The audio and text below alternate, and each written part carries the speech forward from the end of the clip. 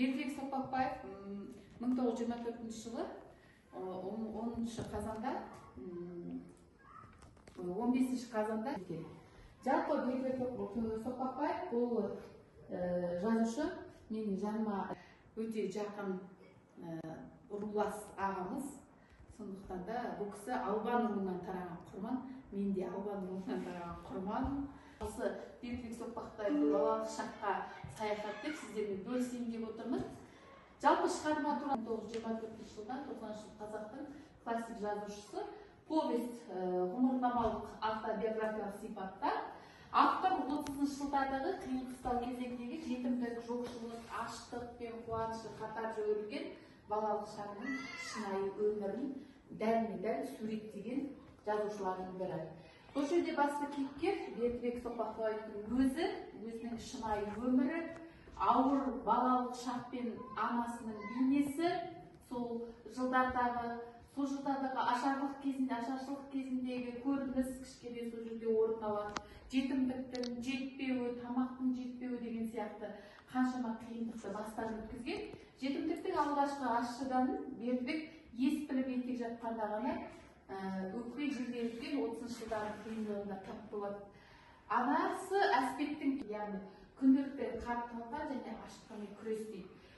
Жаңағы талқанға қосатын сүт те жоқ дейді, талқанға қосатын май да жоқ дейді. Басын жаратмалы өгей шешеден көргендігін айтады. Өмірмен күрес және мектеп. Еңбекке ерте 8 жасынан араласып, баланың ауыр жұмыстарға жегілуі, ата-анадан жырақта өмір сүруі, жаңағы аға жесінде ауылдағы ойындар, жалаң ауылдың ыстық топырағын басып, қара кешкеден ойнаған, ештеңе сезбейтін бақытты күндер, жақсы бір берекелі жылулықты байқаған шығармадан осыны байқауға болады. Өкпе деген Бердібек Соқпақбаевтың повесін оқып отырып, мынандай ой түйдім. Бұл жерде сынып жетекші, психолог және мұғалімдермен бірлесіп, қандай қолдау жүйесі қазіргі заманға қоюға болады деген ой түйінді жасадым. Ол енді жаңағы шығарманы оқу барысында түйін шығару керек қой, не нәтиже алдың деген сияқты. Сол себепті бұндай балалар қазір қоғамда да бар. Қазір жесірдің уақыты өте дамып тұрған кезде бұл отбасылық жағдайды зерттеу, бақылау жасайды. Бұл жалпы сынып жетекшінің несі деп ойлаймын, қолға алатын жұмысы, отбасылық жағдайды зерттеу, бақылау. Оқушының мінезіндегі тұйықтық, реніш, өзіне сенімсіздік секілді психологиялық белгілерді байқай отырып, жеке әңгімелесу, балаға бағыт-бағдар беру, мектеп пен ата-ана арасын байланыстырып, оқу тәрбие стратегиясын құрып, оған жоспар жасау, үй тапсырыстың бала кезіндегі жетімдік. Енді пән мұғалімдері қандай қолдау көрсете алады қазіргі уақытта? Оқушы қабілетін ашу, әдебиетте жазу, суреттеу, бейнелеу, спортқа деген жетістігін қолдап отыру. Сабақта түсінбей қалса, оны түсінбеушілігі де бар. Баланың түсініп қабылдамауы бүгінгі күннің пән мұғалімдерінің арасында кездеседі. Кейбір мұғалімдер жаңағы түсінбей жатады, баланың жағдайын сұрағанда бірдей басқалып ұшып жатамыз ғой, мұндай жағдайлар болады. Енді психологтың қолдауы қандай болады? Қиын балалық шақтан өтудің эмоционалдық салдарын төмендету, өзін бағалау, өз құндылығын сезімді психологтарға бәрі бар, отбасы психологтары, психологтар, мектеп психологы болсын, қазір жұмыс жасауға осындай жұмыстардың реті. Қорытынды автордың өсиет сөздеріне қорытындылағым деп тұр. Шығарманың құндылығы бұл тек жеке ғұмырнама емес, сонымен қатар 30 жылдардағы қазақ ауылының шынайы көркем суретін бейнелеген. Автор туыстарының аты-жөнін өзгертпей, оларды қалай бар солай суреттей білген. Оның шыншылдығын, шығарманың құндылығын арттыра түседі, қызықтыра түседі. Жалпы қазір отырған барлық жастар сондықтан да ащы дәмін татқаннан кейін келер ұрпаққа үлкен ақыл кеңес берері мол шығарма.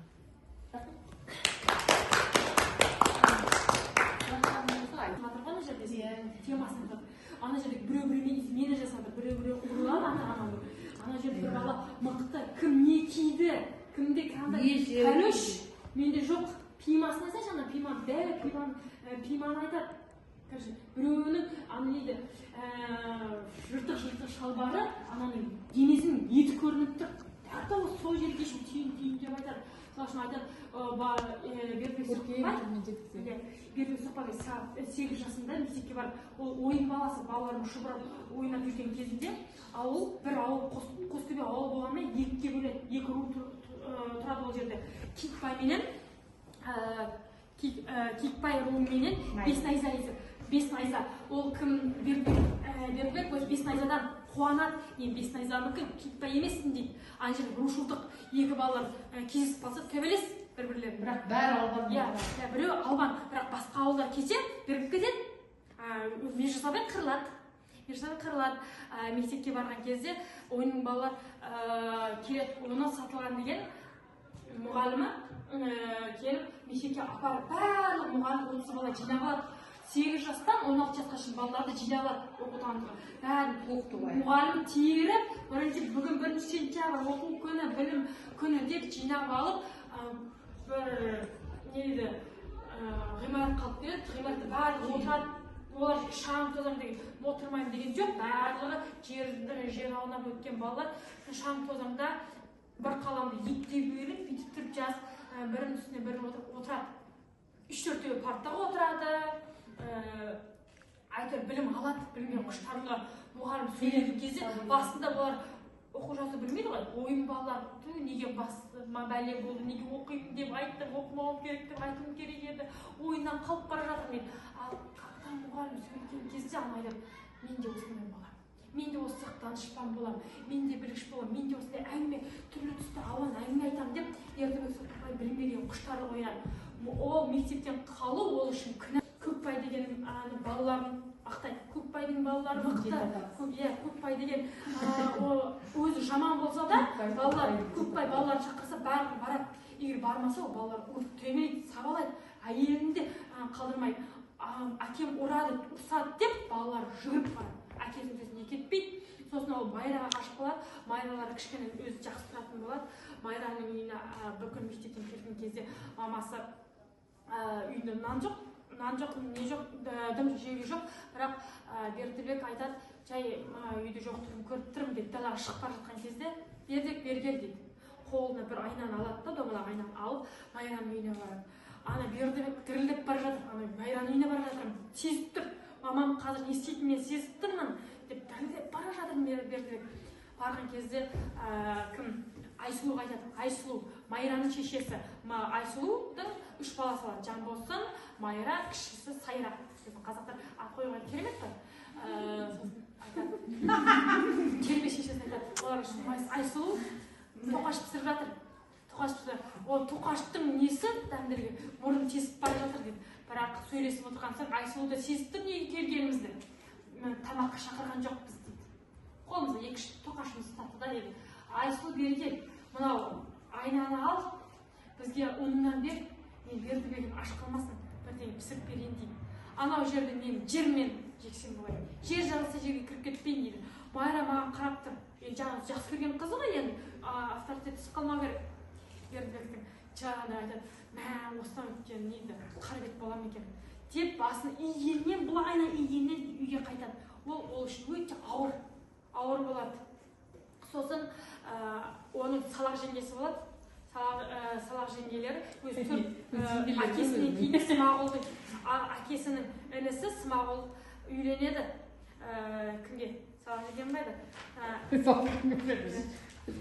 Салақ жеңгесі үйленеді. Ол Айгүлімнің бетін тазалап, қандай осындай қатын болам екен. Үйіміздің бәрі көшір жерді ғой дейді. Болмай бірақ ағасы, ағатай жарасындай тіл табысалмай ажырасып кетеді. Аштықтың қиын болған соншалықта олар ауыл болып қалмақтарға неге түседі? Ұрлыққа түседі, жылқылайды да бір ауылдың кісісі жөтеледі береді деп. Жөтелетін адамды алмаңдар, біз ұстап береді дейді. Жоқ, мен жөтелген кезде мен ит сияқты жөтелемін, мен мал сияқты жөтелемін, байланады, мен қадырам, жөтелемін дейді. Бәрі сол әйтеуір ұрлап алып келеді бір жоқтан. Бәрі ауылды бөлісіп алады ғой. 3-4 ауыл бөлісіп жеп жатқан кезде бәрі қуанды, етті көрмейді, тұрып ет пісіріп жатыр. Етті күтіп жатыр. Қазір пісейін деп жатқан кезде әскерлер келіп қалады. Я, жоқ. Әскерлер келіп қалады да, ана тығу керек. Тығып жатыр. Бір жерге тығып алады да, анасы екі қабат. Ойбай, мен тығып жатырмын деп жатады. Ойбай, ауырып жатыр. Ал солдаттар келген кезде айтады, страстный начальник. Орыстар сондай. Страстный начальник. Страстный начальник. Жоқ, сендер де ұрлыққа түстіңдер ме? Жоқ, біз ет көрген жоқпыз. Жоқ, біз ұрлыққа түскен жоқпыз деп. Дейді. Ал іздеңдер дейді. Ана жатқан неме? Домалап жатыр. Домалап жатыр дейді. Сол кезде айтты, жоқ, әйелім ауырып жатыр, жүкті. Оны больницаға неге алып бармайсың? Сөйтіп, жоқ, алып барамыз. Әлі уақыт күн келмеген дейді. Мамамды әртіс қой, еттен айырылып қалмау керек. Ол әртіс еттен айырылып қалмау керек. Ойбай деп жатыр. Бірақ тальбаны салып барды. Ет соны солдаттар алады да етін алып кетеді. Ағаларында алып кетеді. Сосын бұл жолы дейді, солдаттар не? Жуас болды. Олар бізге ертесін қолхат жаздырып алып, ұрлыққа түспесіндер ертесін шығарып. Бірақ ана пісіп тұрған етті біз жей алмай қалдық. Сол мына жерін батады. Сосын мамасы туады, мамасы туған кезде Тұрдыбек қояды. Оған дейін мамасы бірнеше жүкті болған ғой, бірақ олар шетінеп кете берген. Осы Тұрдыбек тұрсын деп оған Тұрдыбек қояды. Бірақ анасы қатты ауырып болады. Әкесі мен ағалары неге тұрады? Заставкаға жұмысқа тұрады. Заставкада қырманға жұмысқа тұрады. Қырманда бір табақ ұн береді. Ол былтыр деген өлеңмен дейді. Жаздың кереметін түсіндім дейді. Жоқ, бұл жаз деген өлеңінде бұл бай адамдарды жамандап жатқанын түсіндіреді дейді. Яғни бұл көркем әдебиеті дұрыс оқып ұнатпайды. Үйленбеген жас жігіт жесір әлемге үйленді. Оның байлығына, жасауына үйленген ғой дейді. Бірақ Алимандай әйелді көрген жоқпын дейді. Өмір бойы осындай ғажап әйел көрген жоқпын. Ауылдың әйелдері Алимандай болса, бізде аштық болмаушы еді. Жоқтан барын істеп береді.